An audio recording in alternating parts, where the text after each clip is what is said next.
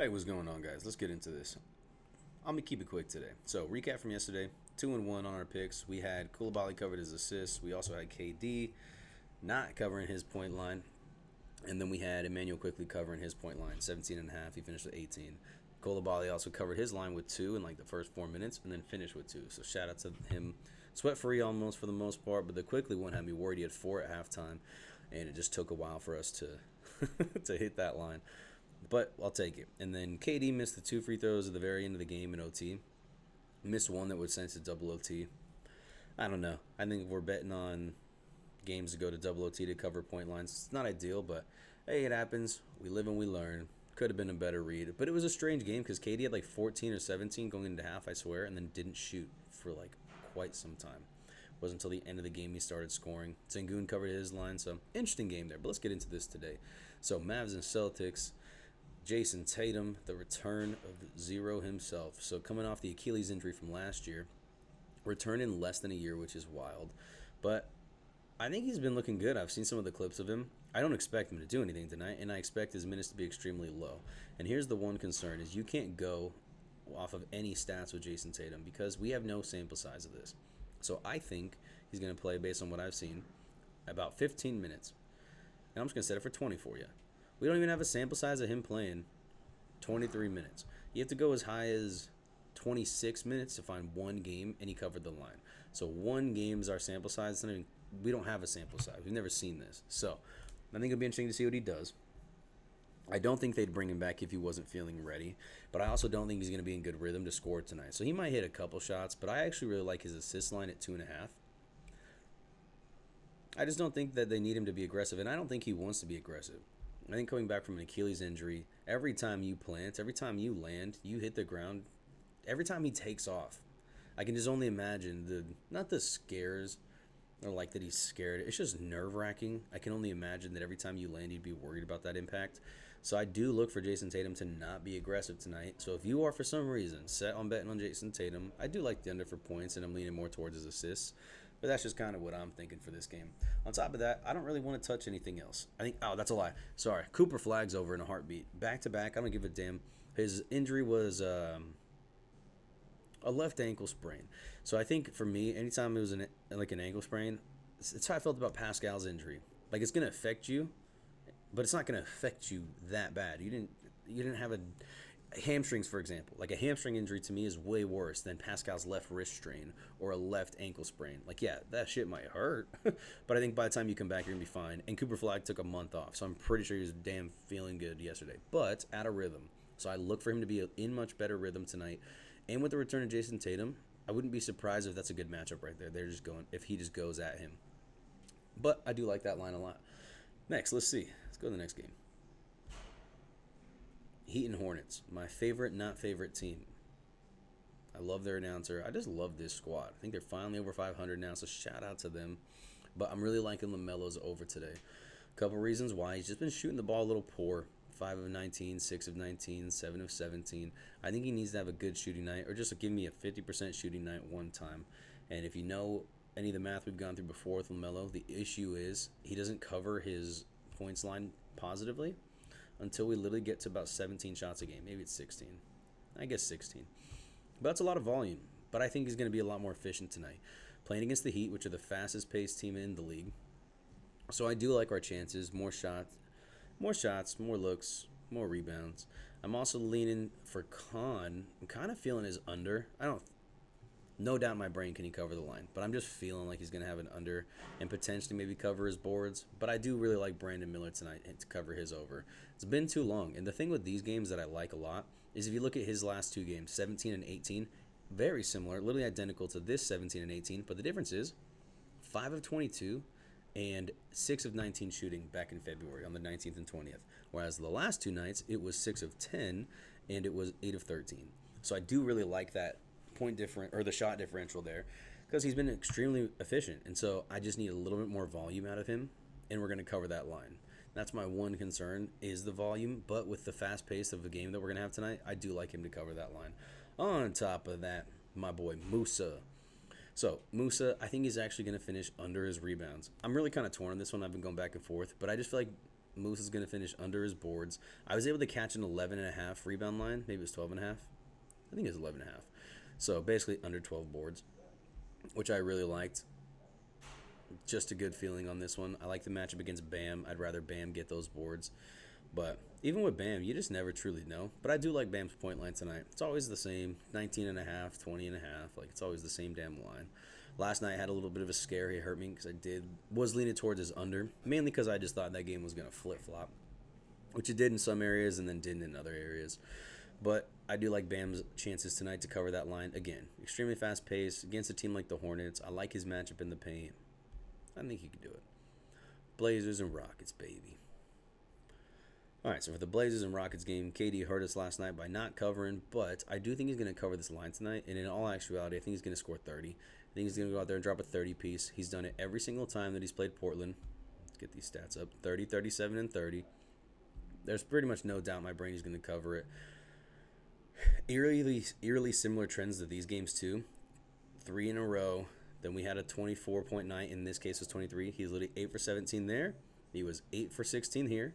And so I'm expecting that bounce back right here, that 30-piece game. Plus, Thompson's questionable. Sengun was questionable earlier, but it looks like he's playing. And do not expect Reed Shepard to blow up like he did last night. If anything, take Reed Shepard's under tonight. But, yeah, I was mind-boggled at that line yesterday. I was like, 13.5 makes no fucking sense. Literally take that over on Reed Shepard in a heartbeat. And what do you know? He balled the fuck out. So shout out to him. Also, for the Blazers, I do like Drew Holiday's line. 18.5. He's covered it the last 3 nights in a row. But the hard part with Portland is just like who's going to shoot their shots and who wants to shoot shots. And truly it should be Jeremy Grant, Drew Holiday, and then Scoot should cover a little bit. But I like Jeremy Grant's line if I'm a betting man on, or Drew Holiday's line tonight. But I'm not really putting money on that game. All right, Knicks and Denver. Great matchup of a game. Super torn with how to bet on not Jamal Murray. Sorry, I got to stop. With Jokic. I definitely like Jamal Murray's line a lot more. Jamal Murray's, to me, has just been a little bit more efficient as well. So I like the looks. I think we're going to cover this line tonight. And I like his matchup against Jalen Brunson. Truly. I think Jalen Brunson's due for a good game as well. 26.5 is a high line for him, but I do expect him to cover this line. There's really no doubt in my brain with his minutes, with his shots. He just needs to stop fucking shooting 5 of 18 from the floor. Like, it's just so bad how some of these guards have been playing recently. Like, Cade Cunningham, man, has been hurtful to watch some nights. So it's just, I feel like for some reason recently in the NBA, there's been a lot of great players really playing bad basketball. So I'm hoping for Jalen Brunson to actually do something tonight, cover that line. On top of that, I've seen a whole bunch of betting discords and whatnot talking about Mikal Bridges at home. I don't understand what the fuck they're talking about, and here's exactly why. If anything, they're a better away team, or he's a better away player. He covers the line 42% of the time at home, but away, he covers the line 67% of the time. So I really like his odds to cover tonight as well. It's a low line. It's always his line. 14.5, but I like the line. So I like that look. I think we have a good chance there. On top of that, I'm not touching too much in this game. I'm not touching a whole lot today, to be honest with you. Pelicans and Suns, I'm leaning towards the Jalen Green over just because, again, based on averages, 5 of 20, 7 of 16, 4 for 15, 5 of 18, 6 for 16, 6 for 26. Like, at some point, the dude has to shoot over 50%. And he's going to get the looks. Devin Booker's questionable tonight. I also really like Grayson Allen's line. I think Colin Gillespie's a good player, and if he can get the volume, I think he'll cover it. But I don't think he plays as good without Mark Williams. They seem to be really close. It doesn't really have to do with his stats. I think it literally is because we don't have a big sample size either. But I think it's just solely sometimes team chemistry makes a big difference, you know. The guys that are out there with you make a big difference. The relationships that you have with those people make a big difference. So I'd be a little hesitant to take his line tonight. But I do like Royce O'Neal to actually come out and hit 2 threes. If his line's still 1.5, fuck that. But I'd definitely take 2 threes for this one. Or just his over in points tonight. Because that's the one thing, too, is sometimes he doesn't cover his three-point line and he'll just get into the paint. So I like Royce O'Neal's line, actually. It's a lower line. I like lower lines. I've been in a lower line mood recently. Trey Murphy's line, 19.5, come down from the last 2 games, 20.5, 21.5. But I like our chances to cover. I think he could do it. I think he's going to get his shots up. Even if Deontay Murray plays, I still expect him to shoot the damn ball. Someone's got to shoot the ball, and someone that always shoots the ball is Trey Murphy III. So I do like his look to shoot tonight. All right, Clippers and Spurs. Let's keep breezing through this today. So Clippers and Spurs, I'm also not touching this game very much. I think for me, well, the Spurs, happy for them. I mean, I thought Wemby was going to go off last night. I said De'Aaron Fox was due. He needs a good game, and he had a great game. So shout out to both of them, genuinely. I think for me, though, the reason I struggle so hard with this team is because, like, I want Castle to cover his damn line. And all the intangibles say he should, and all the stats, like, I can pull up the math for you every game almost and be like, this is exactly why Castle's going to cover. And then he just doesn't, and his role's changed dramatically recently, and what I mean by that is he doesn't shoot threes anymore. Like, he used to shoot a ton of threes in the beginning half of the season. Like, literally after January started, he, like, stopped shooting threes. It's just strange because that was seriously a lot of his bread and butter was, like, shooting threes. But that was also, damn, and getting to the free throw line. Holy crap. And getting to the free throw line. And so, like, that's just the one thing. Is there's so many games I watch him, and I feel like he should be a little more aggressive. But then he goes out there and dimes people up, too. That's the hard part. So, if I'm a bet man, which I am, I'm probably taking both his over for points and assists tonight. I think that's probably the read that I like the most. So, I also like Keldon Johnson, but Keldon Johnson, as much as it pains me to say this, he really hasn't looked as good recently. It's literally felt like after, like, what game did I watch? And ever since then, I just was not. I think it was his Mavs game or somewhere around the Mavs, the Pistons game, one of these games, and I just felt like something was off, and I can't really explain what it was, to be honest with you, but I don't know. Keldon Johnson's been throwing me a little bit recently. As far as the Clippers go, I always love a Kawhi rebound line. I know it seems silly, especially against a team like the Spurs too. Even though the Spurs are really good when it comes to rebounds allowed, top 10, or I guess right outside the bubble, I just think Kawhi can do it. Kawhi's a great rebounder in general. He's extremely aggressive, and it doesn't really matter whether you're top 15 or not. He still kind of covers that line. No, I don't really have too much on that one. I just like his rebound line. Does me pretty well. But outside of that, I really don't want to bet on this squad. I don't like this Clippers team either. So, whatever. Pacers and Lakers, last game of the day. For the Pacers and Lakers, I'm so done with Luka and Austin Reeves, but what's going to piss me the fuck off is that Austin Reeves and Luka are both probably going to cover both of those lines tonight, which is so fucking stupid, but it's going to happen, and I'm going to lose my mind tomorrow. Because literally, I've taken the Lukas and Austin Reeves. So one of the things I've been tried out, really starting with the Lakers, was like just their game parlay based on math. And Luka and Austin Reeves against bottom half teams, cover the line, phenomenal. Like, watch, I'm going to do this shit right now for you. Where are we at? Defensive rating, bottom half of the league. And then we'll go to pace. Where's pace? I just lost it. It's right there. God, in my face. Top 15 teams in pace. Look at how much we cover that line. One of those was that we didn't was the other night. But, like, this is exactly what it looks like for Reeves too. And so it's so painful because they literally haven't done jack shit in 4 games for Luka. And for Austin Reeves, fucking 7 games, bro. 15, 18, 14, 18, 12, 15, 16.